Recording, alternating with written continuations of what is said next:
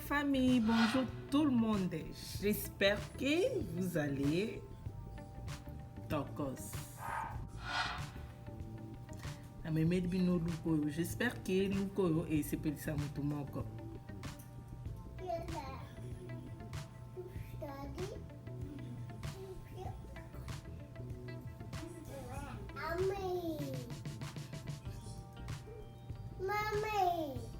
No luko yo donc wana natiki bino bolanda vi natie milk of the mayonnaise na bakiki nanga parce que ils ont un peu huile quoi so natie boye emelaka ba esalaka bakiki nanga eza huile te ya wana natie boye.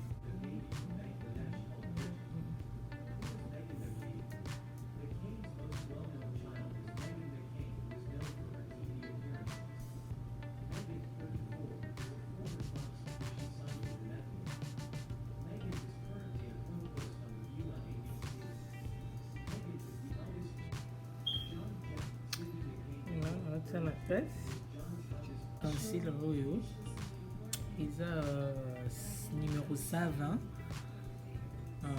Studio Pro Total Coverage concealer eza ya BH Cosmetics yango nde naosela nalinga yango mingi ekenda bien lokola couleur na ngai ya nzoto po.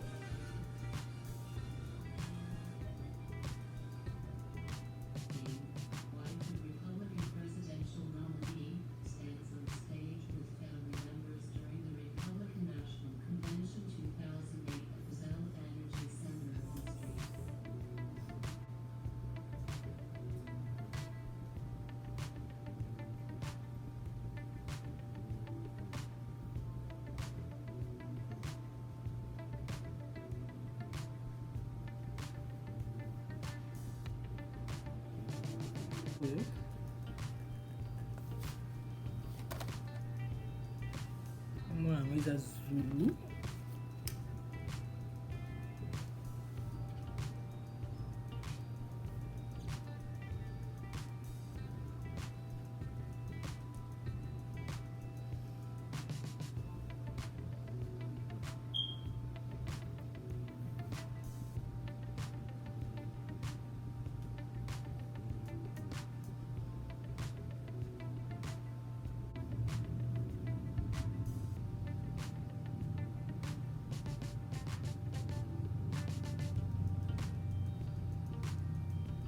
c'est la couleur au chocolat au kombo la eza fulani ndio on salila c'est la couleur wana ya chocolat wana.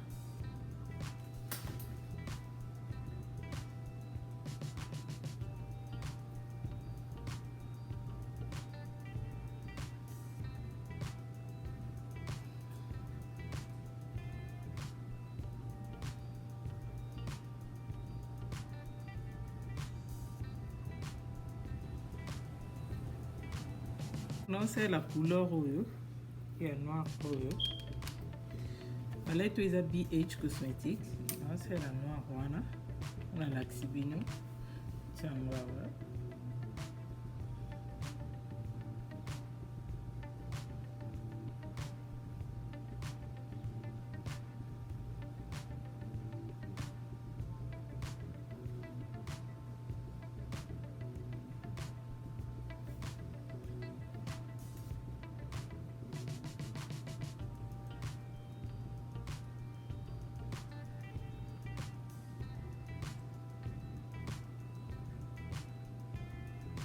ça on le croit moins fait hein.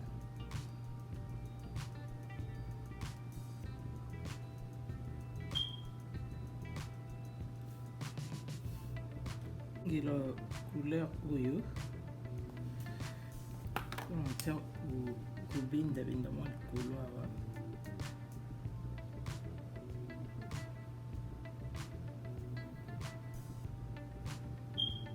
ça la awa non 4 voilà.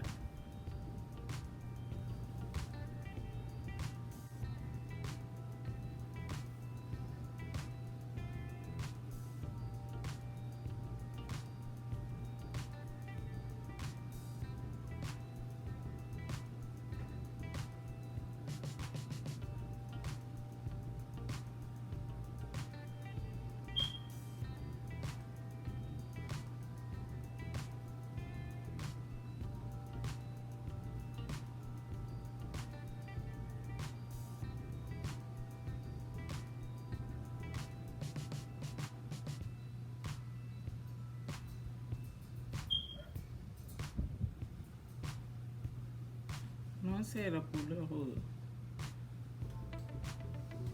oyo Casablanca nde yango naosalela.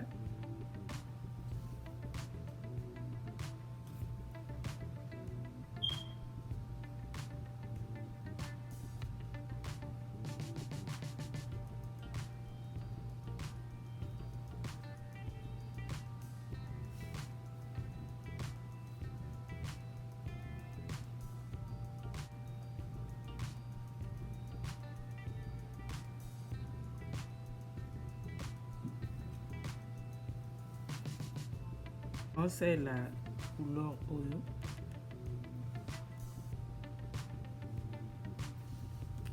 on tient un point miso.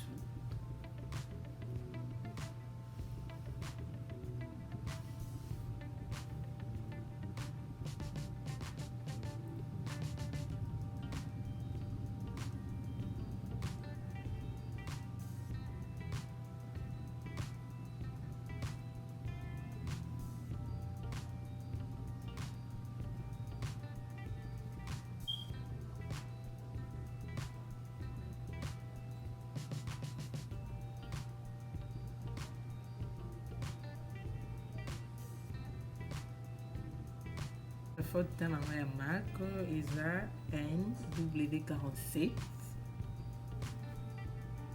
nde yango naosalela yango nde naosalela.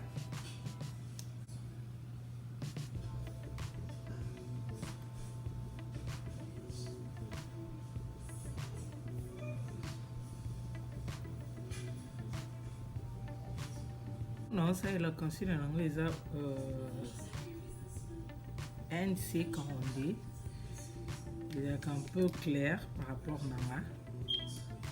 On dénonce ça là.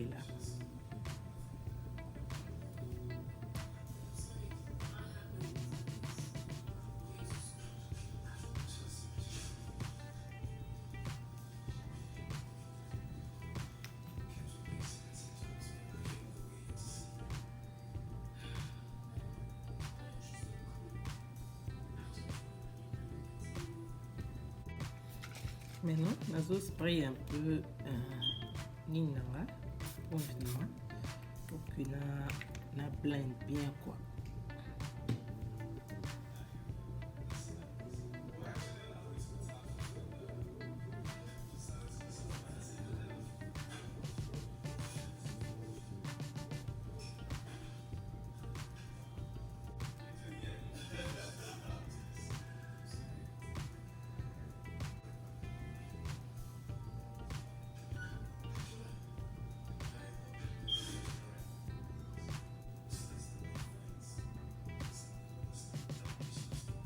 Pour notre la place n'y a c'est un petit conçu de voilà ils a l'ouam merci des lançages.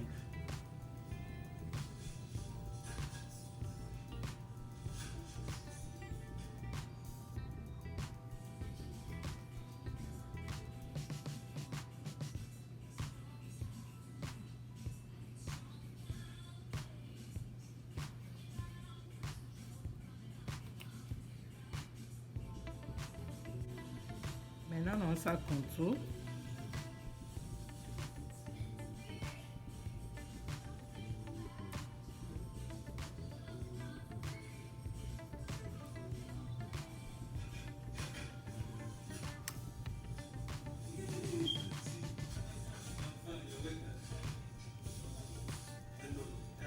Avec senior ça.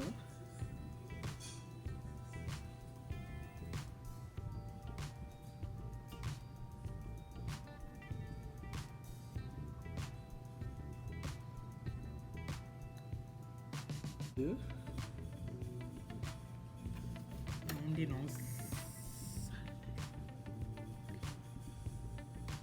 D'accord.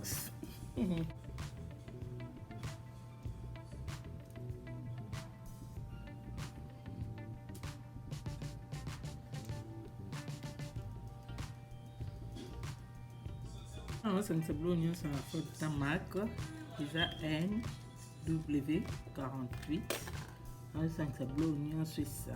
Bien.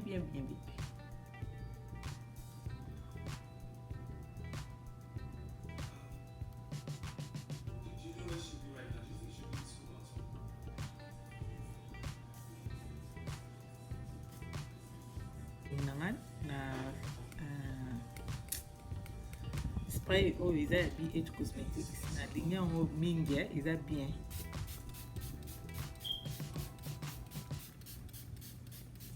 Mpe elongi nanga naosalela couleur oyo nasa misu.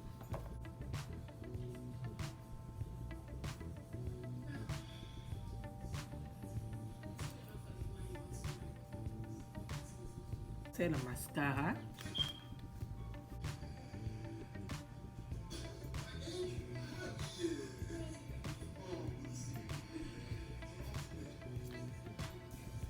Ça ni la koyo. Matama nanga.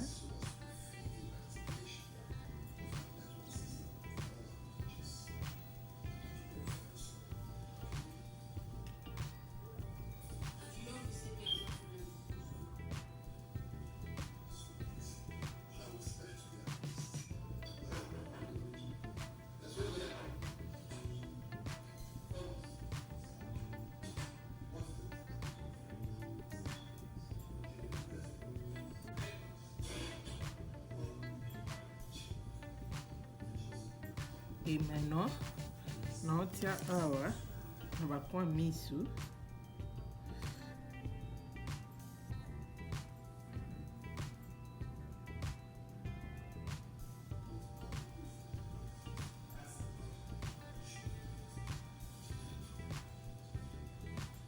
Et on tient on va prendre misu là.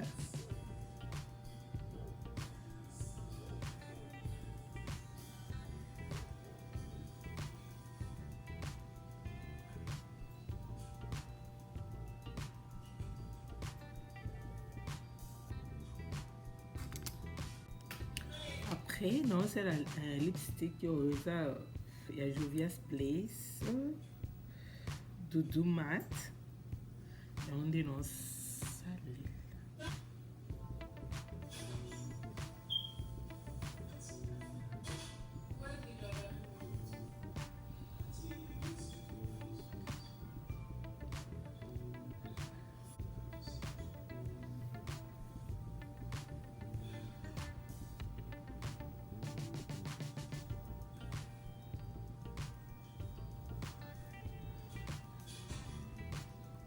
Ici. Merci na mutu nyonso oyo ozali baku ya olanda video nzamba pambola so sepe na video kobosana te ko s'abonner, ko aimer et ko partager, ko tikela nga commentaire na se nini olingi prochainement to solola. Donc tikela nga commentaire nini olingi prochainement to solola. So po sepe na look te tikela nga commentaire na se pour prochainement to make un peu kobongisa. En tout cas nalela bino fort, nalela bino fort, zamba batela bino.